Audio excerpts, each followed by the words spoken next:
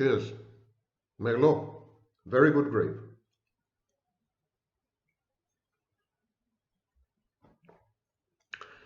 BC and AD, before Corona and after distancing. My name is still Vaknin, and I would forever be the author of Malignant Self-Love, Narcissism Revisited. And today we're going to discuss a certain aspect of the pandemic, its economics, and how this economics fits into the rising tide of narcissism worldwide, and how narcissism brought about, in an obscure, indirect way, both the pandemic and its economic consequences. So stay tuned. It's going to be a bumpy ride. The pandemic amounts to a ginormous transfer of wealth from the poor to the rich. Yes, you heard me correctly. A wealth transfer from the poor to the rich. Consider asset prices, real estate, stocks, bonds. That's where rich people's money is, in these assets. And they, mysteriously, are very stable. The rich get to keep the wages and the benefits that they would have normally paid out to their poorer compatriots. This money stays in rich pockets. Moreover, most tax revenues and government stimulus funds, bailout funds, the 2.2 trillion plus half a trillion, almost $3 trillion, studies show that anywhere between 90 and 95%, that's 90 to 95%, end up with big corporations and the already affluent. Income inequality, already unprecedented in history, will skyrocket. The pandemic will also bring about the death of entrepreneurship. Entrepreneurship was the poor man's way out of poverty. It was the main transmission mechanism of social upward mobility, moving from one socioeconomic stratum in which you were born to a higher socioeconomic stratum. Social mobility is all but dead in the United States, has been since the 1980s, together with wage stagnation. Wages haven't grown in well over 4 decades. Your children will earn less than you did. That's the first time again in history. Self-employment and entrepreneurship are decimated by the pandemic. After the pandemic, people will be risk averse. Entrepreneurship is very risky. Self-employment is a gamble on yourself. It's a risk. People will be risk averse. The financing of entrepreneurship and self-employment will dry up. There'll be no money in the system. It will be demonetized. It will be bled dry. And above all, big business will take over dying small businesses. There will be a process of consolidation, like the famous movie, Big, Bigger, Biggest. In the future, the majority, the bulk of the private sector will have evaporated. And the scene, the landscape, will be dominated by 2-3 major actors, duopolies, in every sector. These mega actors will take over smaller actors. Consider, for example, Amazon. It's likely to take over the majority of bookstores, independent bookstores, throughout the world, not only in the United States. And so, how will people survive? They will enter the gig economy. They will become temp contractors, temporary contractors. They will drive Uber vehicles. They will rent out their apartments or rooms in their apartments via Airbnb, the gig economy. They will do temp jobs. And the vast majority of people, probably 99%, will have to work 2 or 3 jobs in 2 or 3 shifts just to make ends meet, and they will fail. And they will sink deeper into debt, their savings having been exhausted by the pandemic. So this is the dismal dystopian future awaiting all of us, economically speaking. But let's delve now a bit deeper into the philosophy behind all these trends, what brought them about, how are they all interconnected, and how actually they all started long before the pandemic. The pandemic was a catalyst, like an enzyme, in whose presence processes become much faster. So the pandemic just kind of was a fast forward in a very old VCR. Let's start with money. The more money we make, the less we appreciate its relative, respective, and proportional value to other people. With very few exceptions, rich people, no matter how stingy, seem to lose touch with the pecuniary reality of the 99% of the population who are poor or poorer. Indeed, to the wealthy, money is not a store of value. I repeat, to the wealthy, to the super rich, money is not a store of value. It is a token which allows them to participate in economic and non-economic games. It's all a big game to them. I call this process of desensitization to the value of money personal inflation. Why? Because precisely like classic macroeconomic inflation, as far as these affluent people are concerned, it thwarts the price signal. It destroys the price signal embedded and inherent in money. It distorts the efficient allocation of economic resources. If you don't value money, you just throw it around, or you keep it in the bank and you do nothing with it. It also misinforms rich people's decisions and adversely affects their motivation to work, to save, and to invest. I contend that rich people don't consume, or even if they do consume, it's a tiny fraction of their wealth. So they don't consume, definitely not as much as poor people. Poor people consume 100+% of their income every single month. Rich people don't. Rich people don't produce. A very tiny fraction of their wealth is tied down in manufacturing or services. Most of it is in assets. Assets such as T-bonds and T-bills and stocks and real estate. So non-productive assets. They don't produce. And most importantly, it's a myth that rich people invest. Rich people do not invest. They do not invest in the productive economy. Poor people do.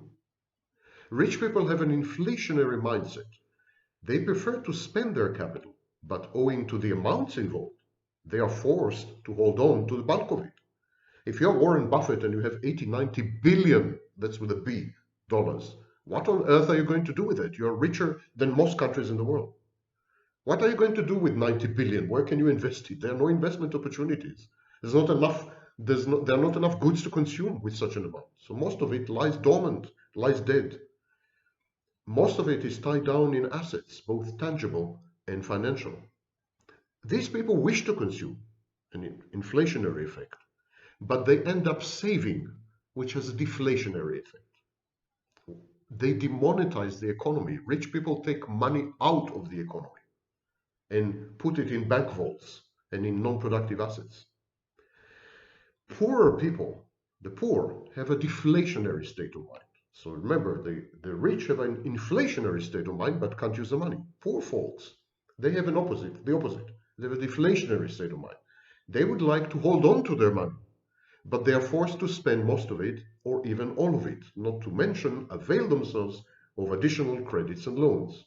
Savings rate has been negative for many years, and even when it's positive, it's tiny, at least in the West.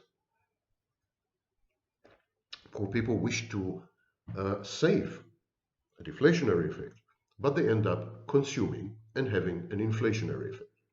And so all the economic players in the marketplace wind up acting irrationally against their innermost as well as expressed wishes and preferences. And this gulf between the desires and actions of all the economic agents is the main source of instability and uncertainty in the capitalist system, based as it is on wealth transfer from the many to the few, and on the accumulation in the hands of the few of all the assets and wealth. Income inequality. The few own the bulk, the many own nothing. What are the effects of these discrepancies in the perception of money between the rich and the rest of us? How is this psychological gap, indeed abyss, how is it manifested in economic expectations and in one's grasp of one's purchasing power based on streams of future income? How does the price signal react to this yawning income inequality? And as I keep saying, it's not only an economic issue. It affects the psychology of the players. You see, the larger the disparities between rich and poor, the greater the share of national wealth held by the rich, the more deflationary the economy. Rich people consume only a tiny portion of their wealth.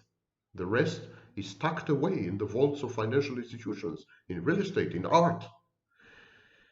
The money of the rich is effectively taken out of circulation and its velocity drops precipitously. It has no effect on the economy. The rich bleed the economy dry. Following the pandemic, most of the money, most of the wealth, most of the assets will be held by the rich, and the economy will be exsanguinated, will be without blood.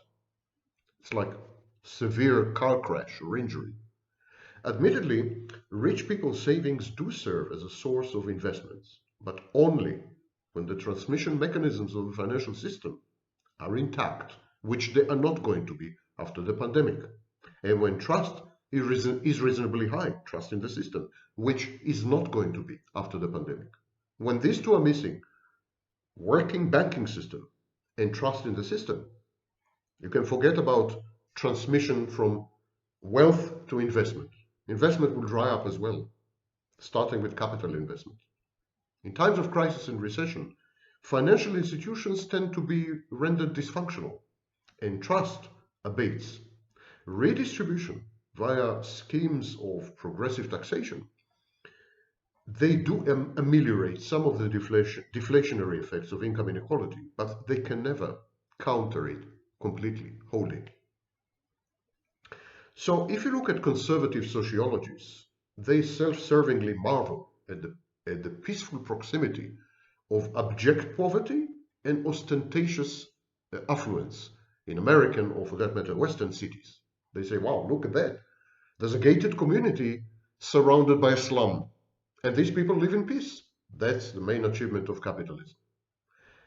Devastating riots do erupt, but these are reactions either to perceived social injustice, Los Angeles, 1965, or to political oppression, Paris, 1968. The French Revolution may have been the last time the urban sans-culottes raised a fuss against the economically enfranchised. In other words, the French Revolution may have been the last economic revolution, possibly the October Revolution in Russia. This pacific coexistence of the rich and the poor conceals a maelstrom of envy. Envy is the engine and the fuel of capitalism. Behold the rampant schadenfreude which accompanied the antitrust case against the predatory but loaded Microsoft. Observe the glee which engulfed many destitute countries in the wake of the September 11 atrocities against America, the epitome of triumphant prosperity at the time. Witness the post-world.com orgiastic castigation of avaricious chief executive officers. And of course, Bernie Madoff. Envy. It's a pathological manifestation of destructive aggressiveness, and it is distinct from jealousy. They're not the same. The New Oxford Dictionary of English defines envy as a feeling of discontented or resentful longing aroused by someone else's possessions, qualities, or luck. Mortification and ill will occasioned by the contemplation of another's superior advantages. Put simply, envy is destructive. When you're envious, you want to destroy the object of frustration. You want to bring him down to your level. You are poor, you want him to be poor. When you're jealous, he is rich, you want to be rich as well. Jealous is upward moving, envy is downward pulling. Pathological envy, the fourth deadly sin, is engendered by the realization of some lack, deficiency, or inadequacy in oneself. The envious begrudge others their success, brilliance, happiness, beauty, good fortune, or wealth. Envy provokes misery, and misery loves company. Envy provokes humiliation and impotent rage. The envious copes with his or her pernicious emotions in 5 ways. Number 1, the envious attack the perceived source of frustration in an attempt to destroy it or to reduce it to their size.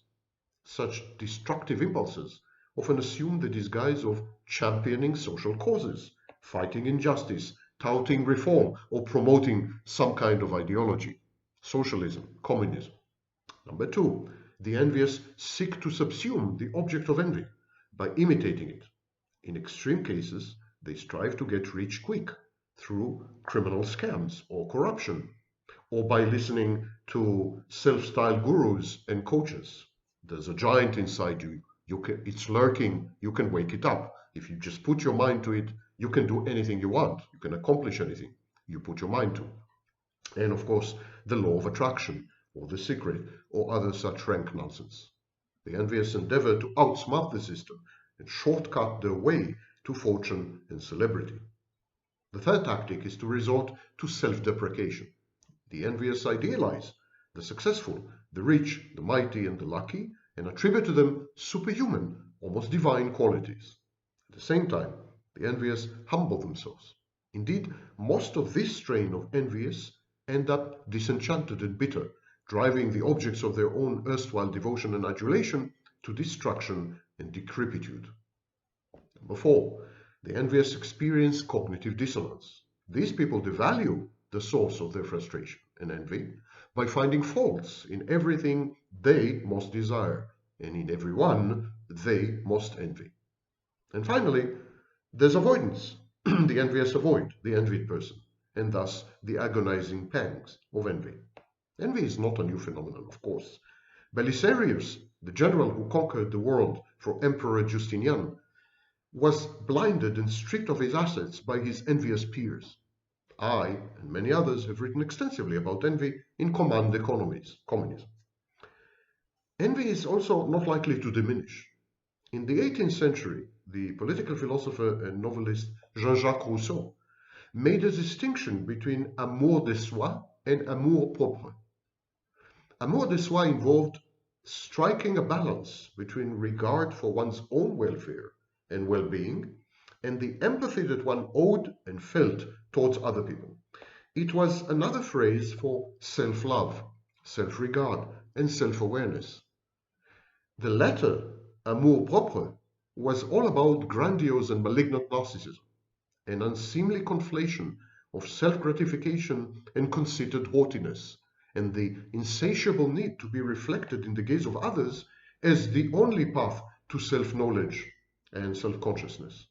Amour de soi was transformed into amour propre by the acquisition of property and greed and envy that it inevitably provoked in others.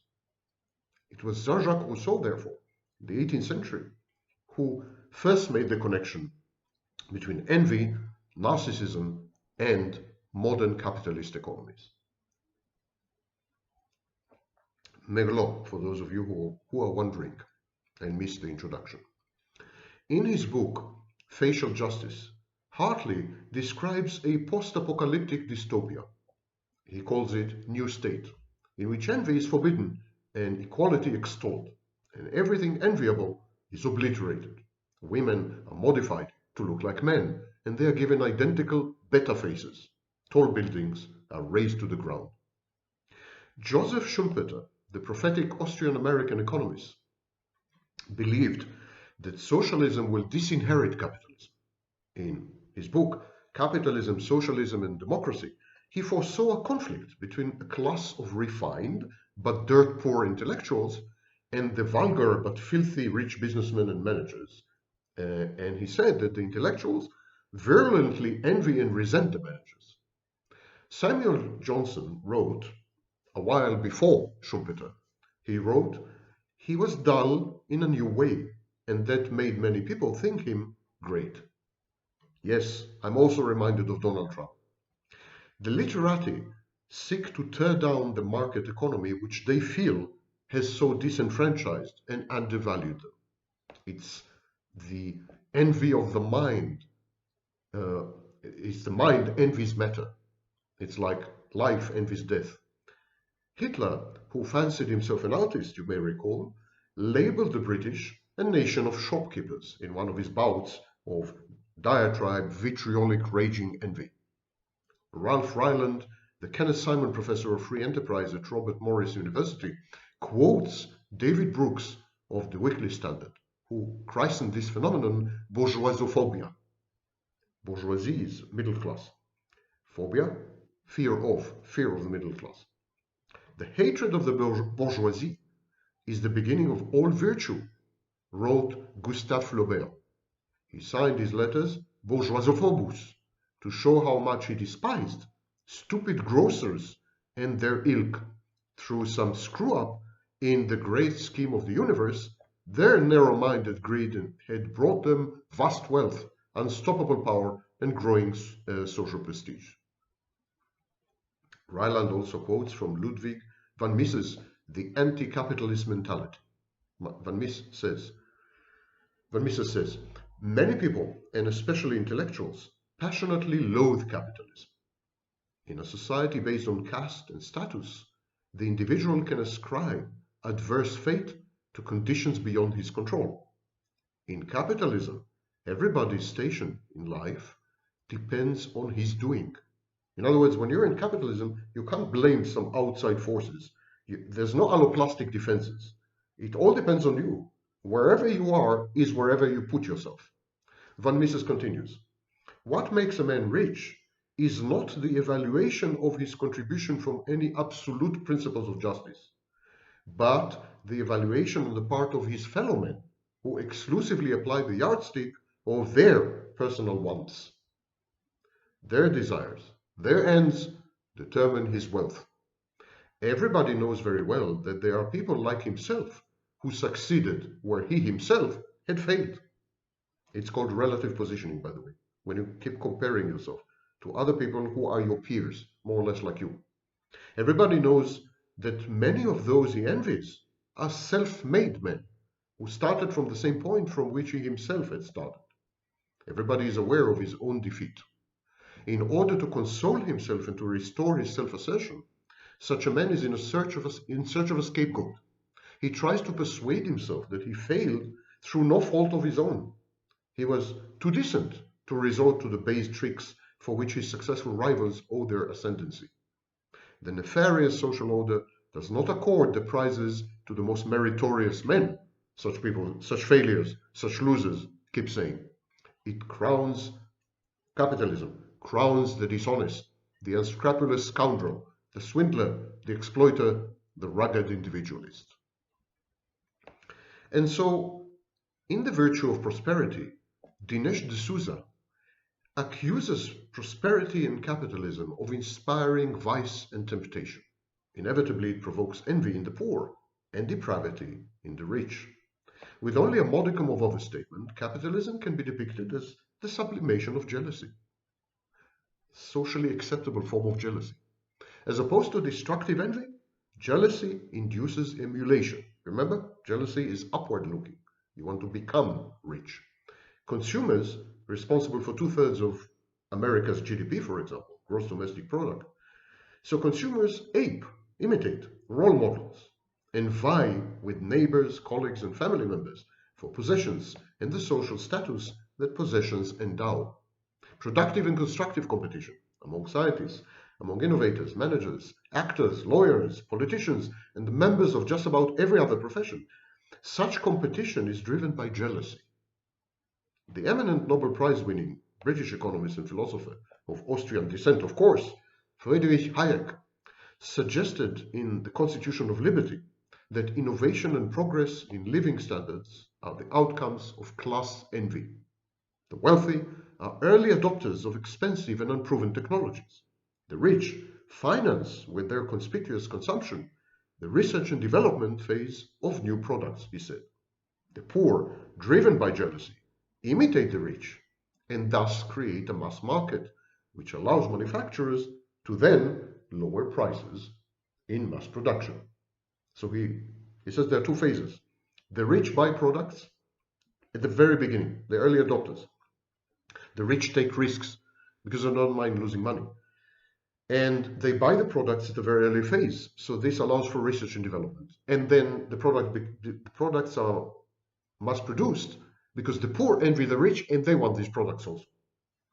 But jealousy is premised on the twin beliefs of equality and a level playing field. I am as good, I am as skilled and as talented as the object of my jealousy, is the subtext. Given equal opportunities, equitable treatment and access, and a bit of luck, I can accomplish the same, like anyone else, even more. So jealousy is easily transformed to outrage when its presumptions, equality, honesty, fairness, a level playing field, when these assumptions or presumptions prove wrong, people become furious. In a paper recently published by Harvard University's John M. Olin Center for Law and entitled Executive Compensation in America, Optimal Contracting or Extraction of Rents. In this paper, the authors argue that executive malfeasance is most effectively regulated by this outrage constraint. Remember, when people feel injustice, when people feel that the system is unfair, there's outrage. And the authors claim that this outrage constrains bad behavior. They say directors and non-executive directors would be reluctant to approve, and executives would be hesitant to seek compensation arrangements that might be viewed by observers as outrageous. You wish. I completely, wholeheartedly disagree, by the way. Rich people and the agents of rich people, for example, top management, they're the object of thinly disguised envy. They're the raw materials of vulgar jokes and the targets of popular aggression. They are what might be called the newly rich, nouveau riche. Perhaps they should be dealt with more appropriately within the academic discipline of psychology. But then, of course, in my view at least, economics is a branch of psychology. There's a hybrid called behavioral economics. To many, such extravagances represent a psychopathology or a sociopathology. Let's talk about the newly rich, because this pandemic will yield a class of newly rich. People who were upper middle class will now become filthy, obscenely rich. People who have been rich will become richer, and the super rich will be rich beyond rich. All the rest, 95 to 99% of the population, will become abjectly poor, without savings, with lots of debts, and with no prospects of employment, and working 90 hours a week just to survive. The newly rich are not a new phenomenon. Every generation has them. They are the upstarts, those who seek to undermine the existing elite, to replace it, and ultimately to join it. Indeed, the newly rich can be classified in accordance with their relations with well-entrenched old rich. Every society has its veteran, venerable, and aristocratic social classes. In most cases, there was a strong correlation between wealth and social standing. Until the beginning of this century, only property owners could vote, for example, and only they could participate in the political process to their own enormous self-interest and benefit. The land gentry, for example, secured military and political positions for its offspring, no matter how ill-equipped they were to deal with the responsibilities thrust upon them. Indeed, to this very day, the bulk of the wealth of the super-rich goes to pet charities or distributed among their dim-witted, antisocial, indolent, and spoiled offspring. The privileged access and the insider's mentality, old boys network, to use a famous British expression. So this privileged access made sure that economic benefits were not distributed or spread evenly. This skewed distribution, in turn, served to perpetuate the advantages of the ruling classes. One hand washed another. And in this limited sense, conspiracy theorists are right. The elites have vested interests. Where conspiracy theorists are wrong is that they are coordinating these interests. They don't need to. They share the same values, same tactics, same coping strategies all over the world. Only when wealth was detached from the land was this solidarity broken.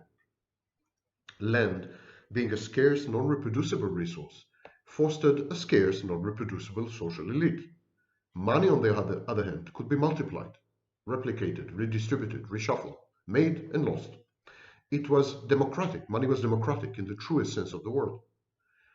With meritocracy in the ascendance at the time, aristocracy was in descent. People made money because they were clever, they were daring, fortunate, visionary, but not because they were born to the right family or married into one. Money, the greatest of social equalizers, wedded the old elite. So you saw, these upstart, newly rich, nouveau riche, marrying into old aristocracy in Britain. Blood mixed, and social classes were thus blurred. The aristocracy of capital, and later the aristocracy of entrepreneurship, to which anyone with the right qualifications can belong, they trounced the aristocracy of blood, genetic aristocracy, heritage. For some, this was a sad moment, for others, a triumphant one. The new rich at the time, talk about 100 years ago, 150 years ago, 200 years ago, chose one of three paths: subversion, revolution, and emulation. All three modes of reaction were the results of envy, sense of inferiority, and rage at being discriminated against and humiliated by the old elites. Some new rich chose to undermine the existing order. This was perceived by them to be an inevitable, gradual, slow, and historically sanctioned process. The transfer of wealth and the power associated with it from one elite to another constituted the subversive element. The ideological shift to meritocracy, to democracy, to mass democracy, as Jose Ortega y Gasset would have put it. These shifts serve to justify the historical process and put it in context. I'm not doing it only for myself. The newly rich said, I'm doing it for the masses, for the people, for my nation. The successes of the new elite as a class and of the new elite of a class and of its members individually, these successes serve to prove the justice behind the tectonic shift. It's like the Puritans used to say, if you're rich, God loves you. It proves your merit, proves that you're virtuous. Social institutions and mores were adapted to reflect the preferences, inclinations, values, goals, and worldview of the new elite, and also later their tastes. This approach, infinitesimal, graduated, cautious, all accommodating, but also inexorable and all pervasive, this approach was at the heart of capitalism. The capitalist religion, with its temples, shopping malls, banks, with its clergy, bankers, financiers, bureaucrats, and with its rituals, this religion was created by the new rich. It had multiple aims: to bestow some divine or historical importance and meaning upon processes which might have otherwise been perceived as selfish or chaotic or threatening, and to serve as an ideology in the Althusserlian sense, hiding the discordant, the disagreeable, and the ugly, while accentuating the concordant, conformist, and appealing, the attractive. To provide a historical process framework, to prevent feelings of aimlessness and vacuity, to give life a meaning, to motivate its adherents, to perpetuate itself. These were the aims of the capitalist meta-ideology, philosophy. And I'm saying these were and was, I'm using the past tense because something really, really bad has happened with capitalism. It is transitioning to what I call neo-feudalism. I thought it's going to take 50 years. And in my interviews with Richard Grennan, that's what I said. But in one of these interviews, I actually said, unless there's a pandemic. Pandemics hasten processes. That's exactly what happened after the Black Death in Europe. The rise of laborers and wage earners started in Europe after the Black Death. So many people were left that they could bargain for their wages. The same is going to happen now. But let's continue, before we discuss predictions for the future, let's continue with a little, with the philosophical foundation. Remember that the first type of the new rich were actually subversive. The second type of the new rich, also known as nomenclature in certain regions of the world, they chose to violently and irreversibly uproot and then eradicate, kill the old elite, execute them sometimes.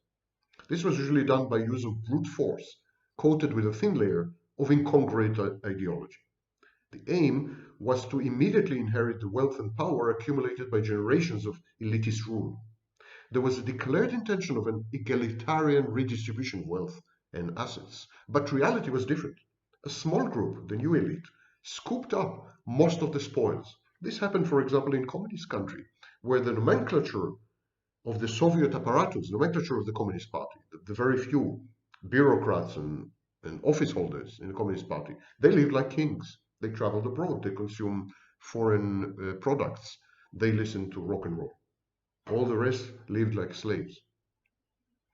And so this kind of thing amounted to a surgical replacement of one hermetic elite by another.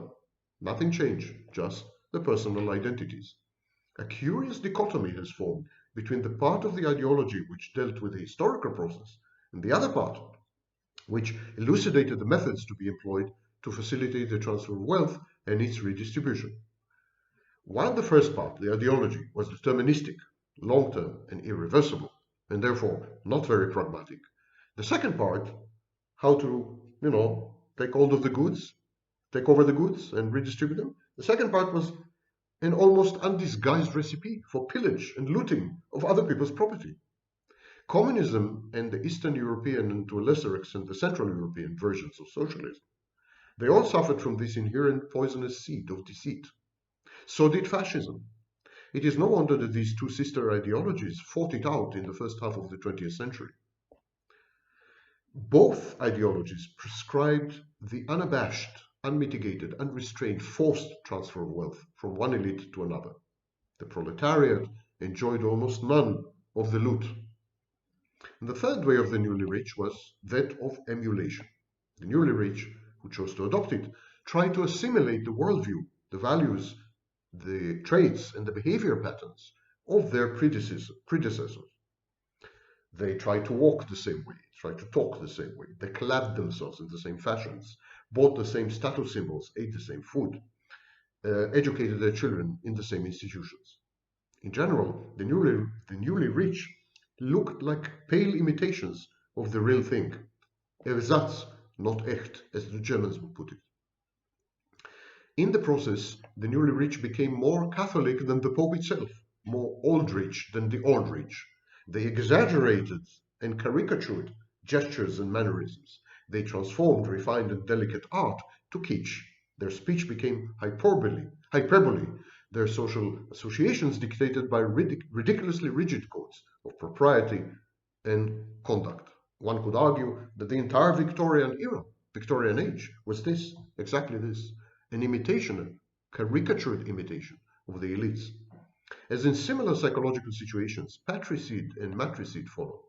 The newly rich rebelled against what they perceived to be the tyranny of a dying class. They butchered their objects of emulation, sometimes physically. Realizing their inability to be what they always aspired to be, the newly rich switched from frustration and permanent humiliation to aggression, violence, and abuse. These new converts turned against the founders of their newly found religion with a rage and conviction reserved to true but disappointed adherents. And this, I think, is what's going to happen after the pandemic. I think social unrest will coalesce around the world. New revolutionary movements will erupt all over the place. Many of them will be violent. There will be a lot of bloodshed. I foresee a future on this planet like the October Revolution writ large. Everything has been globalized. Exports, imports, products, values, mass media, show business. Revolution. Terrorism. Revolution will be now globalized. Regardless of the method of inheritance adopted by the new rich, all of them share some common characteristics. Psychologists know that money is a love substitute.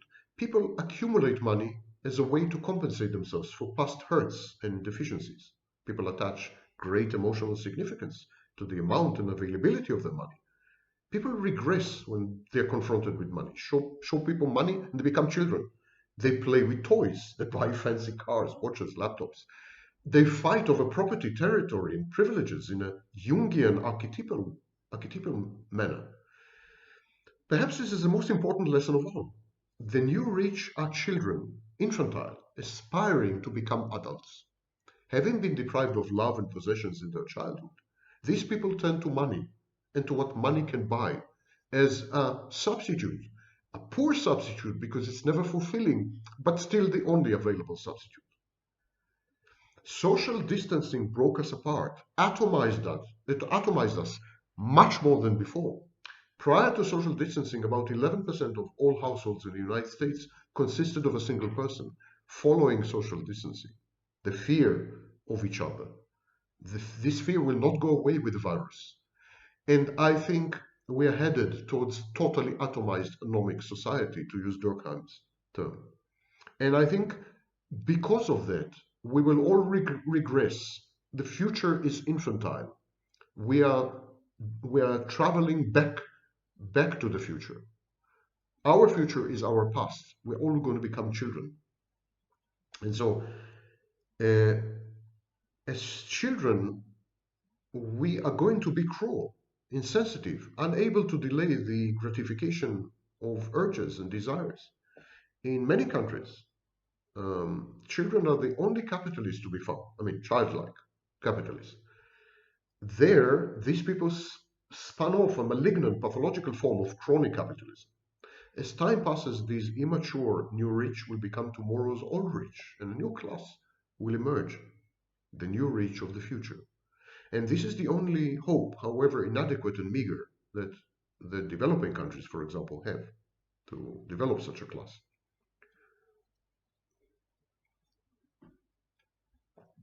It's a sad, decrepit, and frightening picture. It's a picture of people who can find happiness in nothing except abrogating their adult chores and responsibilities, renouncing adult behaviors and traits, and becoming children again. We have seen this trend in the West long before the pandemic. And there will be a lot of manifest, expressed envy, institutionalized even. I think, for example, the whole phenomenon of Donald Trump is institutionalized envy. And so we're going to incorporate envy ostentatiously and conspicuously into our daily behaviors, human-to-human transmission, if you wish, human-to-human interaction, political institutions, the way we arrange our intimate lives, what will be left of them. And there will be a public outcry. There will be a public outcry against the old rich, the new rich, and the enormous injustice which capitalism will become. Capitalism is transitioning from envy to injustice, to misdistribution or wrong distribution of wealth as a founding principle.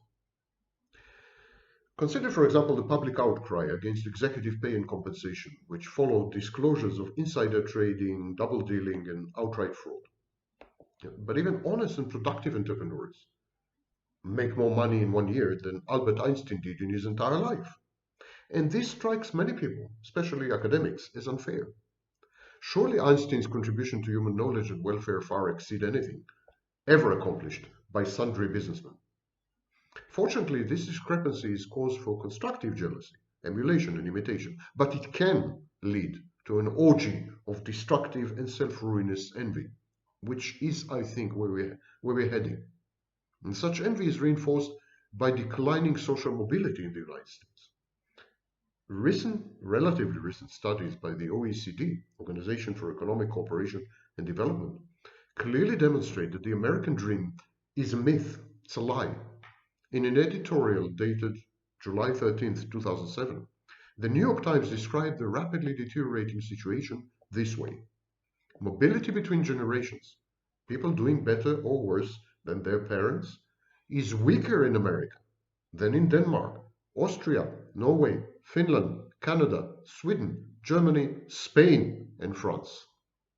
In America, there is more than a 40% chance that if a father is in the bottom fifth of the earnings distribution, his son will end up there too. In Denmark, the equivalent odds are under 25%, and they are less than 30% even in the United Kingdom. America's sluggish mobility is ultimately unsurprising. Wealthy parents, rich parents, not only pass on that wealth in inheritances, they can pay for better education, better nutrition, and healthcare for their children. The poor cannot afford this investment in their children's development, and the government doesn't provide nearly enough help.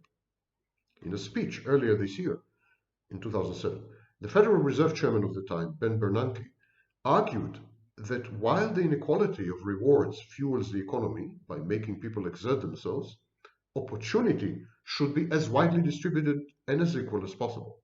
The problem is that the have-nots don't have many opportunities either. End of quote. So what about entrepreneurship? Entrepreneurship was the big white hope. Big white hope. It was the only, essentially the only transmission mechanism for upward mobility. And now, after the pandemic, it's dead. Entrepreneurs recombine natural and human resources in novel ways. They do so to respond to forecasts of future needs or to observations of failures and shortcomings of current products or services. Entrepreneurs are professional, though usually intuitive, futurologists. They're future-oriented. This is a valuable service, and it is financed by systematic risk-takers, such as venture capitalists. So surely these people deserve compensation for their efforts and the hazards they assume. Exclusive ownership is the most ancient type of such remuneration. First movers, entrepreneurs, risk-takers, owners of the wealth they had generated, exploiters of resources, all of these people are allowed to exclude others from owning or exploiting the same things. Mineral concessions, patents, copyright, trademarks, they're all forms of monopoly ownership, limited in time, but still. What moral right to exclude others is gained from being the first? Nozick, a philosopher, advanced Locke's proviso. An exclusive ownership of property it's okay, only if enough and as good is left in common for others. In other words, if you're not a pig, if you're a bear, if you're a bear or you're a bull, you should never be a pig. That's an old Wall Street credo. So if you're not a pig, you monopolize your field because you were the first mover advantage. You invented something, you own your invention, whatever, but you leave room for others to survive. If it does not worsen other people's lot, exclusivity is morally permissible. It can be argued, though, that all modes of exclusive ownership aggravate other people's situation. As far as everyone, bar the entrepreneur, exclusivity also prevents a more advantageous distribution of income and wealth. Exclusive ownership reflects real-life irreversibility. A first mover has the advantage of excess information and of irreversibly invested work, time, and effort. Economic enterprise is subject to information asymmetry. We know nothing about the future and everything about the past. This asymmetry is known as investment risk. Society compensates the entrepreneur with one type of asymmetry, exclusive ownership, for assuming another type of asymmetry, the investment risk. One way of looking at it is that all other people are worse off by the amount of profits and rents accruing to owners, entrepreneurs. Profits and rents reflect an intrinsic inefficiency. So you could argue that entrepreneurship is a form of inefficiency. Another way of looking at it is to recall that ownership is the result of adding value to the world. It is only reasonable to expect it to yield to the entrepreneur at least this value added, now and in the future. So you could argue either way. The entrepreneur is adding something to the world, so he's compensated for making the world better. Or you could argue that the entrepreneur is skewing the free market so that he accrues monopolistic profits and rents. Either way, depending on your worldview. But in the future, after the pandemic, the first view will prevail. People will be so envious, disenchanted, disillusioned, so furious, so fearful, so risk-averse, so paranoid, so hateful, so conspiracy-minded, that they will regard anyone with excess profit, income, or rent as the enemy. We are heading to a really, really bad place, to an undermining of the very foundation, philosophical and ideological foundation of capitalism, which was meritocracy. You work hard, you're clever, you have an idea, you're talented, you're skilled, you deserve excess compensation. In A Theory of Justice, published in 1971, John Rawls described an ideal society. And he described it this way. He said, number one, each person is to have an equal right to the most extensive total system of equal basic liberties, compatible with a similar system of liberty for all. Number two, social and economic inequalities are to be arranged so that they are both A, to the greatest benefit of the least advantage, consistent with the just savings principle, and B, attached to offices and positions open to all under conditions of fair equality of opportunity. So Rawls' perception of a just society has a lot to do with scarcity of resources. Because look, if resources are infinite, then there is no meaning to the word excess. I mean, never mind how much money I make, because resources are infinite, you can make the same or more if you wish. But if resources are scarce and limited, it's a zero-sum game. If I get something, you get nothing. The scarcity of resources, land, money, raw materials, manpower, creative brains, these are all scarce. Those who can afford to do so, they hoard resources to offset anxiety regarding future uncertainty, and others wallow in paucity and poverty. The distribution of means is skewed. Distributive justice deals with the just allocation of scarce resources.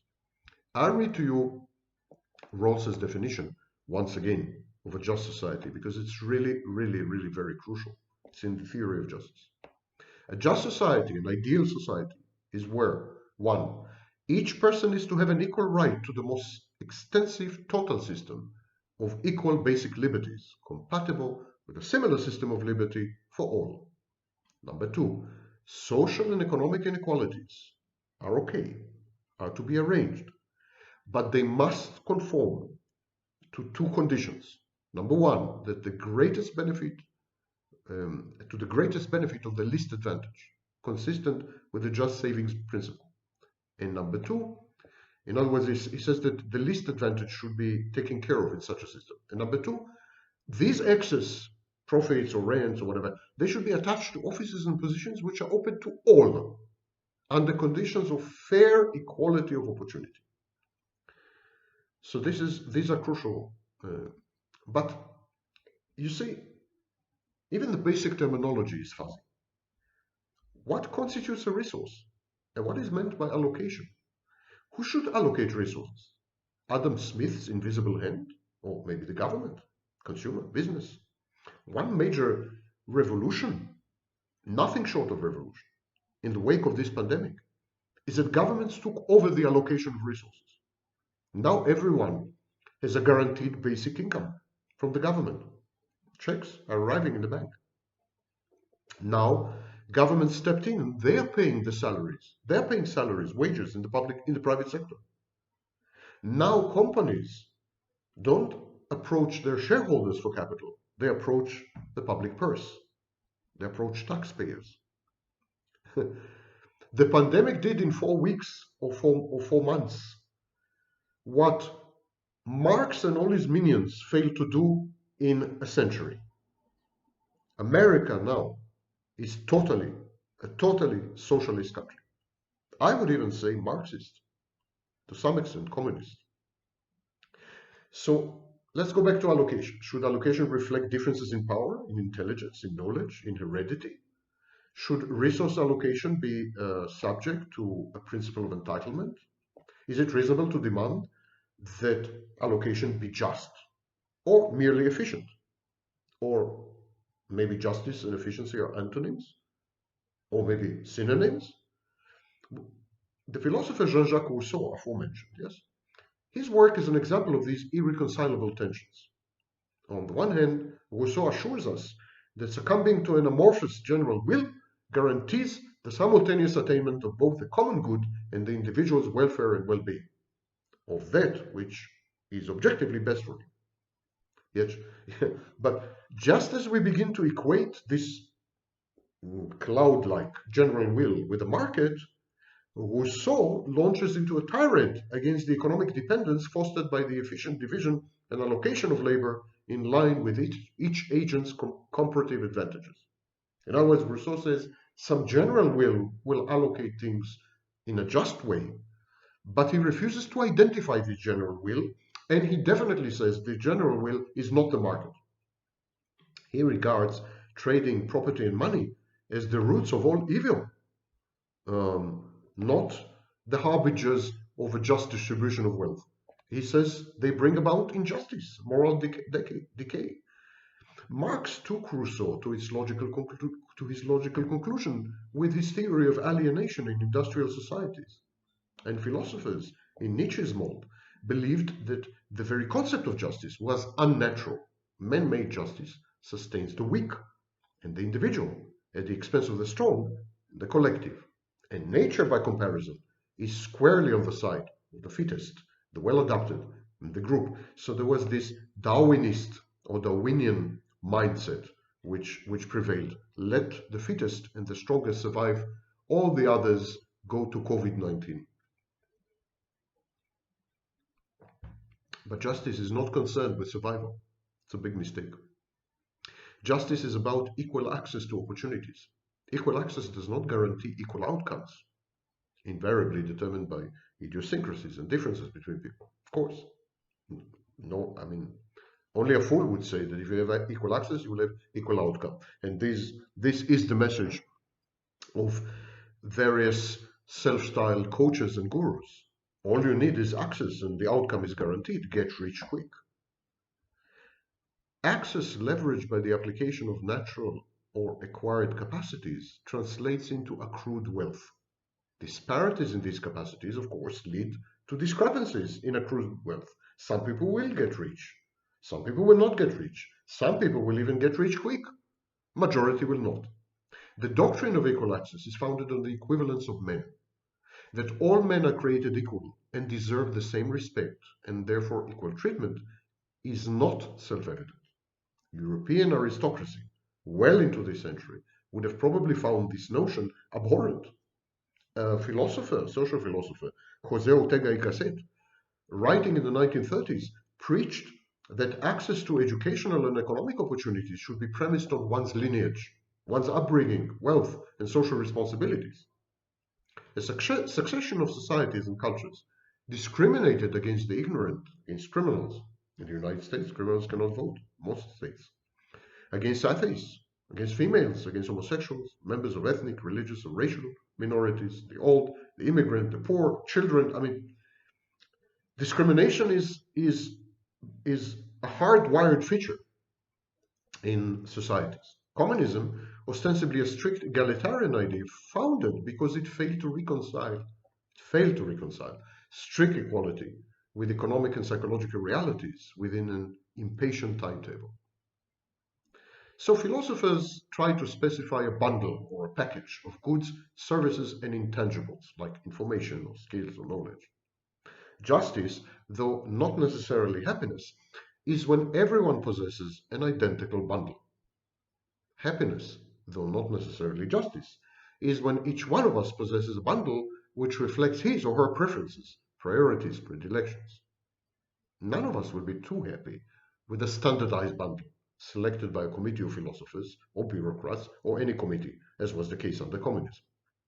The market allows for the exchange of goods and services between holders of identical bundles. If I seek books, but I detest oranges, I can swap my oranges with someone in return for his books. That way both of us are rendered better off than under the strict egalitarian version, where we all have the same number of books, same number of oranges. Still, there is no guarantee that I will find my exact match, a person who is interested in swapping his books for my oranges. So, illiquid, small, or imperfect markets inhibit the scope of these exchanges. Additionally, exchange participants have to agree on an index. How many books for how many oranges? This is the price of oranges in terms of books. And here, the post-pandemic world is going to implode. It's going to implode because markets will be rendered illiquid, small, and imperfect by risk aversion and by illiquidity generally. In other words, people will not have money to invest. And so markets will become smaller and smaller and smaller, less and less liquid. Prices will not signal reality properly. They will be subject to manipulation, for example. And sellers and buyers will find it difficult to match. There will be inefficiencies, as we call it. And money, the obvious index, does not solve this problem. It merely simplifies it to facilitate exchanges, but it does not eliminate the necessity to negotiate an exchange rate. It does not prevent market failures. In other words, money is not an index. It is merely a medium of exchange and a store of value. The index, as expressed in terms of money, is the underlying agreement regarding the values of resources in terms of other resources, the values of oranges in terms of books, the relative values. The market and the price mechanism increase happiness and welfare by allowing people to alter the composition of their bundles. The invisible hand is just and benevolent, but money is imperfect. The aforementioned roles demonstrated in 1971 that we need to combine money with other measures in order to place value on intangibles. And again, this is where we're going to have serious problems after the pandemic. The disruption is so enormous that many transmission mechanisms have been disabled. And I find it difficult to believe that many of them will kind of spring back to action within days or months or even years. The very foundational, the very foundation and the superstructure, they both crumbled at the same time. Both supply and demand were disrupted, and also the meeting places between supply and demand, and the ways to negotiate agreed prices for supply and demand. In other words, the signaling. The prevailing market theories postulate that everyone has the same resources at some initial point. They call it the starting gate. It is up to them to deploy these endowments and thus to ravage or increase their wealth. While the initial distribution is equal, the end distribution depends on how wisely or imprudently the initial distribution was used. Egalitarian thinkers proposed to equate everyone's income in each time frame, for example, every year. But identical incomes do not automatically yield the same accrued wealth. The latter depends on how the income is used. Is it saved? Is it invested? Is it squandered? Relative disparities of wealth are bound to emerge, regardless of the nature of income distribution. And that's another problem with the pandemic. We're emphasizing income. We are ignoring, conveniently, of course, and self-interestedly, the rich who control the political apparatus and mechanism. The rich ignore the issue of wealth. They ignore the issue of capital. They ignore the issue of savings or lack thereof. They ignore investments. They focus the public's attention on two relatively irrelevant issues: income and products consumption. Some say that excess wealth should be confiscated and redistributed. Progressive taxation and the welfare state aim to secure this redistribution. Redistributive mechanisms reset the wealth clock periodically at the end of every month, for example, or every fiscal year. In many countries, the law dictates which portion of one's income must be saved, and by implication, how much can be consumed. This conflicts with basic rights, like the freedom to make economic choices. The legalized expropriation of income is known as taxes. It's morally dubious. Anti-tax movements have sprung all over the world, and their philosophy permeates the ideology of political parties in many countries, not least the United States. Taxes are punitive. They penalize enterprise. They penalize success, entrepreneurship, foresight, and risk assumption. Welfare, on the other hand, rewards dependence up to the point of parasitism. According to Rawls' difference principle, all tenets of justice are either redistributive or retributive. This ignores non-economic activities and human inherent variance, of course. Moreover, conflict and inequality are the engines of growth and innovation, which mostly benefit the least advantaged in the long run. Experience shows that unmitigated equality results in atrophy, corruption, and stagnation. Thermodynamics teaches us that life and motion are engendered by an irregular distribution of energy, by a gradient. Entropy and even distribution of energy equals death and stasis, in economics as well. So what about the disadvantaged and the challenged? 95%, 99% of the population. What about extreme cases of disadvantage, like mental retardation, mental insanity, paralyzed people, chronically ill. For that matter, what about the less talented, less skilled, less daring people? Dworkin in 1981 proposed a compensation scheme. He suggested a model of fair distribution in which every person is given the same purchasing power. That's like basic income plans.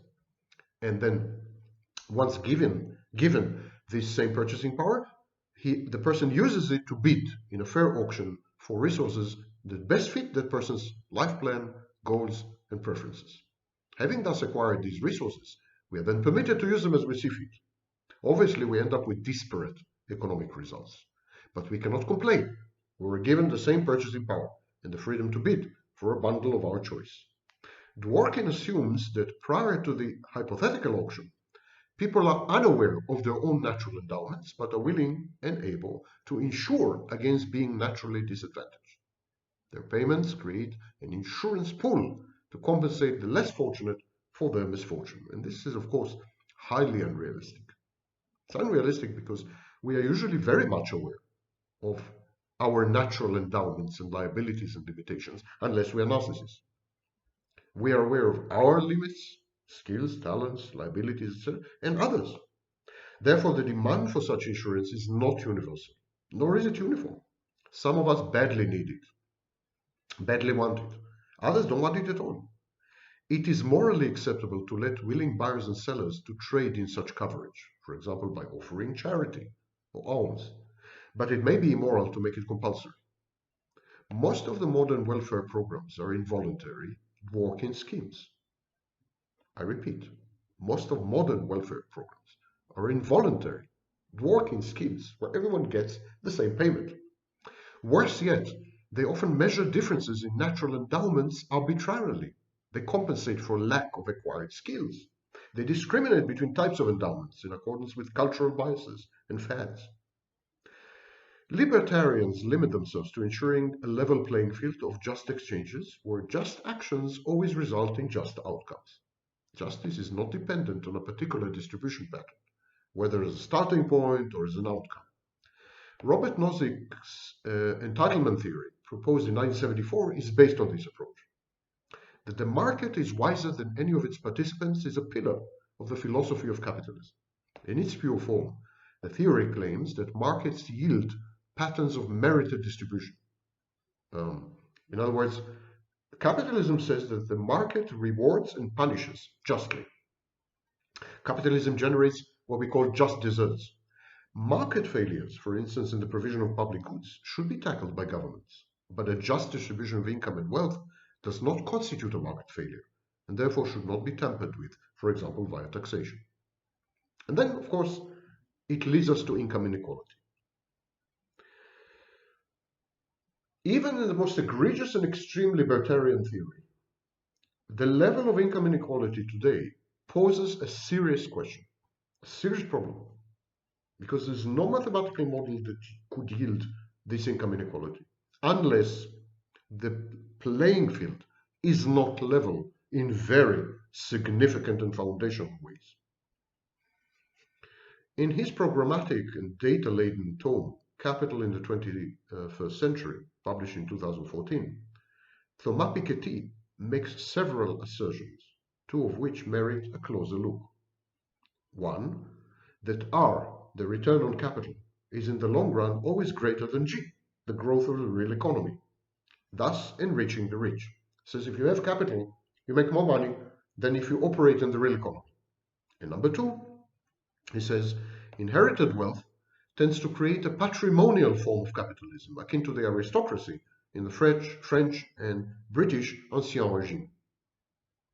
Putting aside the somewhat artificial and dubious distinction between real and financial economy, because I think financial economy is very real. I mean, ask anyone who has been damaged in the financial crisis in 2008. But put that aside for a minute. R and G are apples and oranges, and they cannot be compared. Economic growth, G, is not the return on the real economy in the same way that R is the return on capital and its assets. R is intended to compensate for a panoply of risks. It's comparable to the wave function in quantum mechanics. incorporates all the publicly and privately available information about future uncertainties, and then it provides a distribution function of all plausible scenarios. Let's put it more simply. Subject to political and market vicissitudes, ups and downs, capital can vanish overnight. But the real economy can never vanish. Capital is a property that the real economy doesn't have. It can disappear. The real economy never disappears.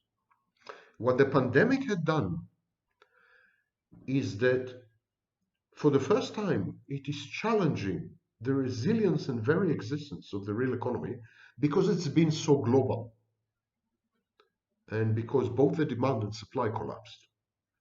So while in the past we used to say that capital can vanish but real economy cannot, today, after the pandemic, we are far less certain of this. We are far less certain that the real economy will always be there, regardless of upheavals, political meddling, taxation, inflation, which is a kind of tax, and pandemics and disruptive technologies. Still, push comes to shove, some vestiges of the real economy always remain. I mean, you have to buy food. Capital can vanish utterly and completely. For example, in the 1930s in Germany. Capital wealth can be construed as a call option on the real economy, and especially on real estate and emerging technologies. R amounts, therefore, to the premium on this option. Income inequality is growing because of the decline in the role and importance of labor, which is being gradually supplanted by capital assets, such as robots and computers, as well as being offshored, outsourced, and downsized. Labor is no longer an important input as it used to be. And because the vast majority of people, all they have to offer is their muscles, they're in trouble. The vast majority of people are in trouble. Income inequality reflects the structural shift in the relative value of inputs. Capital can buy a lot more labor nowadays, and hence the apparent lopsidedness of the distribution of wealth. Luckily for the 99%, the bulk of the nation's wealth is inactive, dormant in deposits and other long-term assets, or languishing in hoards of cash in the form of non-distributed profits. Such capital exercises political clout and muscle, but is irrelevant in terms of wage compression. Inherited wealth is no different to any other form of capital. It is merely an extension of the investment horizon, a kind of immortality by proxy via your children. If Warren Buffett lives to be 300, or if he hands what's left of his wealth to future generation of Buffetts, that's immaterial in terms of economic impact. Whether he physically has it in his pocket or his son physically has it in his pocket is absolutely irrelevant. There is no evidence that inherited wealth is less productive or more productive than riches obtained via entrepreneurship. Such claims have more to do with seething envy than with scholarly erudition. Inherited wealth concentrated in the hands of the few may be compared to an oligopoly, which is not necessarily a bad thing. There is no basis to prefer one type of economic activity over another on strictly scientific grounds. Investment is as important as entrepreneurship, and finance is as crucial as manufacturing. Wealth, inherited or not, is always invested, either in the financial sector or in the real one. To rank economic activities as more or less preferable is ideology, not science. It's a judgment that is driven by values and predilections, not by hard data. Yes, you could distinguish productive investment from non-productive investments, but they're both investments. Similarly, to talk about a monolithic, immutable oligarchy is laughable. As any casual perusal of Forbes' list of richest people would show, the mobility inside this group is remarkable. Its composition is in constant flux. Most of its new members are there by virtue of wages and bonuses, actually. They are managers, agents of principles. These nouveau riches, newly rich, these arrivistes, they raise the thorny issue of agent-principal conflicts. How the executive class, managers, institutionalize the robbery of their own firms and shareholders, and render this plunder a fine legalized art. And this travesty may be one of the main engines of skyrocketing income inequality, together with the venality of politicians in an increasingly plutocratic world. It is a political failure. It has to be resolved politically. It's nothing to do with economics. Once the pandemic is over, I think there are two things that are going to survive. Basic income guarantee to all. I don't think people are going to give up on this. I don't think small businesses are going to give up on this. I think once it's been done, there's no way of going back. It's like you're losing your virginity. The cherry has popped. And the second thing I think is that the managerial class is going to come under severe and aggressive and potentially violent scrutiny. They have been robbing all of us blind for ages. No amount of taxation, progressive or flat, and no quantity of transfers from the state to the poor will solve the issue of income inequality. The state should encourage wealthy people to invest and create jobs. It should penalize wealthy people if they do not by taxing their wealth repeatedly. It should help the poor this way. There's very little else it can do. And of course, it should guarantee their income. That's the basic bundle. I mentioned at the beginning of this discourse that poor people have a deflationary effect. And because poverty is going to explode, there's going to be a supernova of poverty. There's going to be a tsunami of unemployment. There's going to be, and these things are going to take a whole generation to reverse. The situation we are in right now has nothing to do with the Depression. In the Depression era, there was a one-sided internal shock. Today, we have an external shock that it is both supply and demand and has an effect on the real economy, on Main Street, and has a universal, globalized, atomized effect. So that every single individual anywhere in the world is affected one way or another. Something like 3/4 under strict lockdown quarantine. Nothing in human history has prepared us for this. Nothing. Not even the biblical famines. Nothing like that has ever happened since records began. And so we are looking at a deflationary future. Traditional economics claims that deflation actually increases the value of cash to its holder by enhancing its purchasing power in an environment of declining prices. So there's a negative growth in the average price level, so your money is worth more. Though highly intuitive, this is absolutely wrong.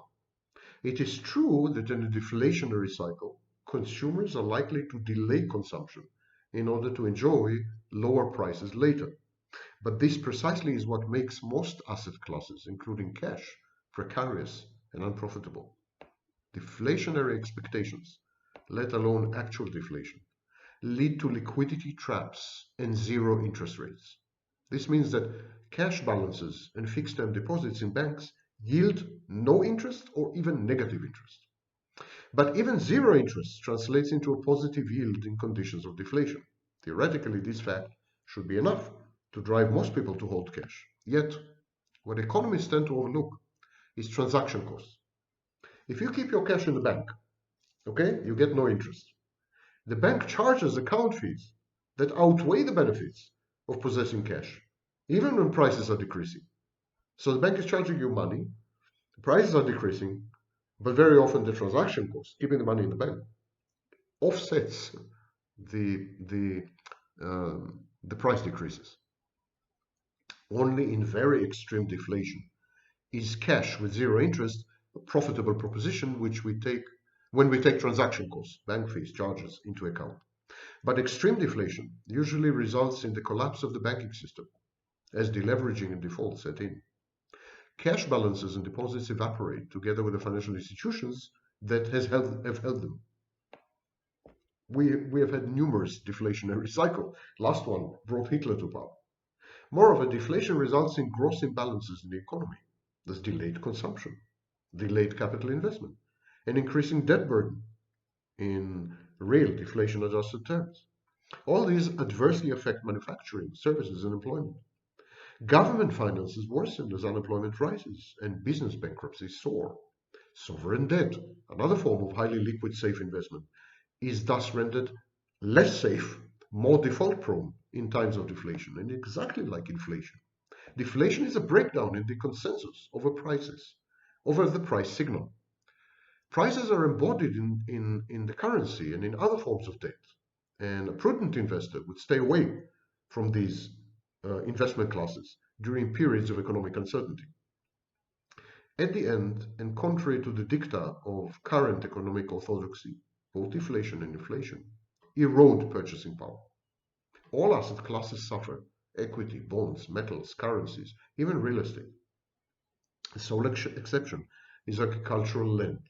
Food is a preferred means of exchange in barter economies, which are the tragic outcomes of the breakdown in the invisible hand of the market. We're heading there. We're heading to a deflationary barter economy. Economies revolve around and are determined by anchors, stores of value that assume pivotal roles and lend character to transactions and economic players alike. Well into the 19th century, tangible assets, such as real estate and commodities, constituted the bulk of the exchanges that occurred in marketplaces, both national and global. People bought, people sold land, buildings, minerals, edibles, and capital goods. These were regarded not merely as means of production, but also as forms of wealth. And if you hoarded them, you were wealthy. Inevitably, human society organized itself to facilitate exactly these exchanges. The legal and political systems sought to support, encourage, and catalyze transactions by enhancing and enforcing property rights, by providing public goods, and by rectifying market failures. Later on, well into the 1980s, symbolic representations of ownership of real goods and property, for example, shares, commercial paper, collateralized bonds, forward contracts, all these symbolic financial instruments, they were all the rage. By the end of this period, financial instruments surpassed the size of markets in underlying assets. In other words, the real economy was dwarfed by derivatives. The real economy was dwarfed by the financial instruments based on the real economy. We all know this. This was the foundation, this was the reason for the mortgage crisis. Thus, the daily turnover in stocks, bonds, and currencies dwarfed the annual value added in all industries combined. And again, mankind adapted to this new environment. Technology catered to the needs of traders and speculators, businessmen and middlemen. Advances in telecommunications and transportation followed inexorably. The concept of intellectual property rights was introduced. A financial infrastructure emerged, replete with highly specialized institutions such as central banks. And businesses also adapted. And we had investment banks, jobbers, private equity funds.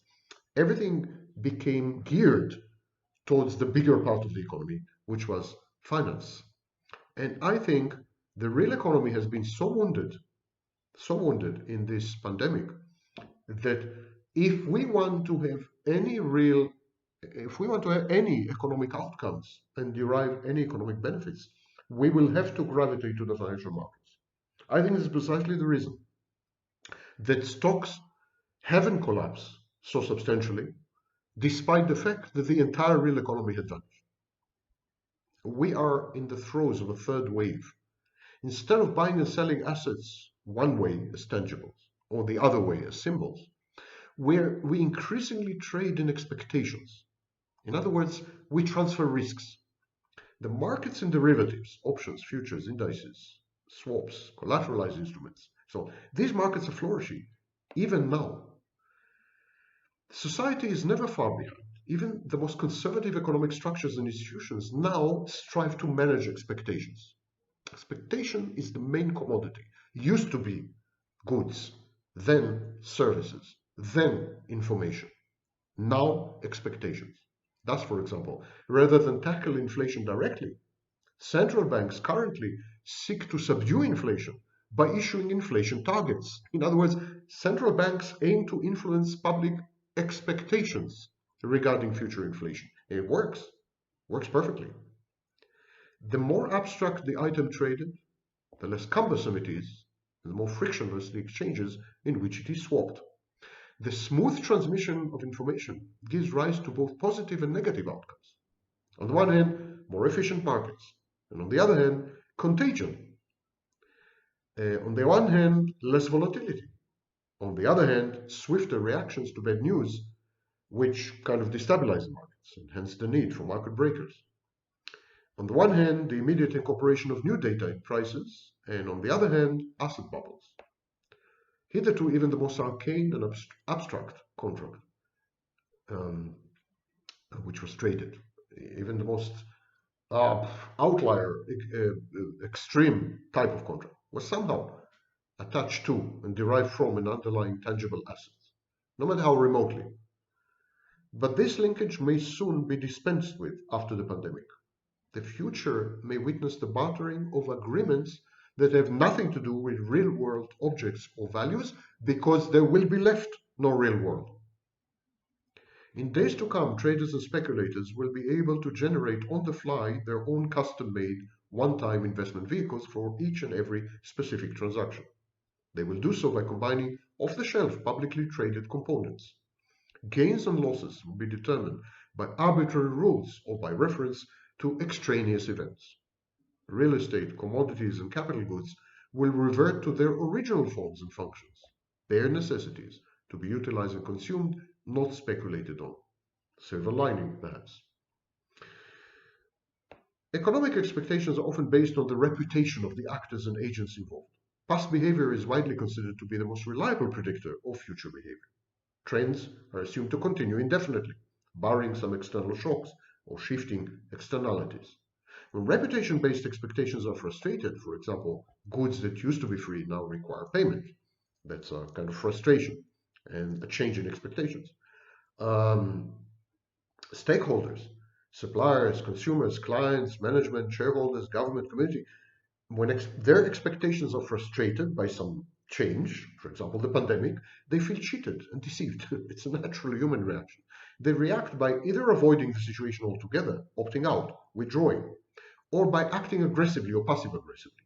They demand, they complain, they badmouth, they sabotage, they engage in conspiracy theories. We have seen it happen in the pandemic. And gradually, the new information is incorporated into the reputational matrix, and expectations and consequent behaviors and choices are modified accordingly. Finally, I would like to discuss the forthcoming recession. I want to discuss the reason recessions happen. Did you bother to ask yourself, why do recessions happen? Why capitalism is an up and down bipolar disorder economic system? The fate of modern economies is determined by four types of demand. The demand for consumer goods, the demand for investment goods, the demand for money, the demand for assets, which represent the expected utility of money. Let's call it deferred money. Periods of economic boom are characterized by a heightened demand for goods, both consumer and investment, a rising demand for assets, and low demand for actual money, low savings, low capitalization, high leverage. Investment booms foster excesses, for example, excess capacity, that invariably lead to investment busts. But economy-wide recessions are not triggered exclusively and merely by investment busts. They are the outcomes of a shift in sentiment, a rising demand for money at the expense of a demand for goods and assets, which is where we are heading. In other words, a recession is brought about when people start to rid themselves of assets and in the process deleverage. When they consume and lend less, when they save more, and when they invest less and hire fewer workers. A newfound predilection for cash and cash equivalents is a surefire sign of impending and imminent economic collapse. And we're beginning to see this. People are spending less. They are more risk averse. If they have cash, they're keeping it for a bad time. And one of the main reasons for that is because we cannot predict the trajectory and the path of the pandemic. We don't know if it's going to last until summer. We don't know if it's going to last until summer 3 years from now. We don't know how bad it's going to be. We don't know if it's going to be a second wave or not, etc., etc. When uncertainty is so total, there's an immediate preference for cash and a commensurate, utter economic collapse of Main Street and the real economy. And because people have to put their money somewhere, financial assets maintain their value. Everything shifts to virtual reality, in effect. Virtual reality is far less dangerous and frightening than real reality. And this etiology indicates the cure, reflation. Printing money and increasing the money supply are bound to have inflationary effects. Inflation ought to reduce the public's appetite for a depreciating money, currency. And inflation pushes individuals, firms, and banks to invest in goods and assets and reboot the economy.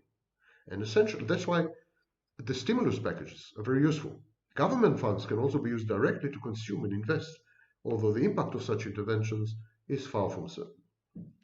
This has been an economic, behavioral economic, philosophical economic overview of the pandemic and its impacts.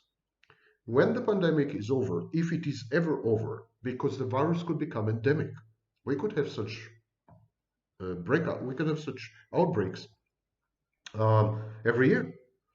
We could have COVID-19 pandemics every year from now on. And as long as there's no effective vaccine or effective cocktail of medicines or single medicine, we're going to have to lock down. And the horizon of uncertainty is right now, right this very second, as a minimum 18 months, if not 2 years, and possibly infinite. We may discover that no vaccine works with the coronavirus, as we had discovered with felines when we tried to develop viruses for other coronaviruses. We may discover that people who are infected with the COVID-19 need to consume medicines for the rest of their lives, like people who are infected with HIV, the AIDS virus. We don't know. Nothing is known. We may discover to our horror and shock that antibodies developed after a single infection have no bearing on future infections, and people can get reinfected again and again and again infinitely. We don't know yet. It's unlikely, but we don't know. Simply don't know. And it is because we don't know that these profound changes that I've described are going to come to pass. Because people can wait a month, they can wait 2 months. The economy cannot wait more than a month or two. It has to operate. It has to operate on new principles. And these are the new principles. The real economy is dead in the water.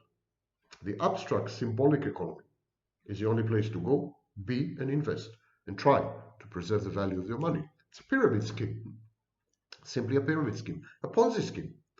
You put your money in and you hope the next sucker will take it off your hands. I mean, give you value somehow.